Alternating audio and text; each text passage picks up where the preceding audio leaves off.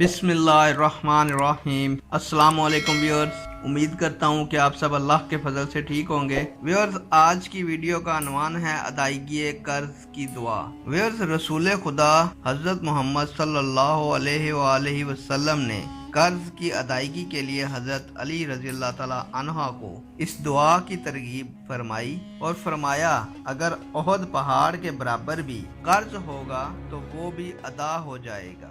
अदायगी कर्ज की दुआ। बिस्मिल्लाहिर्रहमानिर्रहीम। अल्लाहुम्मा अक्फिनी बिहलालिका अन हरामिका वागनेनी बिफजलिका अम्मन सिवाका। तर्जमा: ए अल्लाह, तू मुझे हराम रोजी से बचाकर हलाल रोजी से कफायत फरमा और अपने फजल से अपने माँ सिवा से बेनियाज कर दे।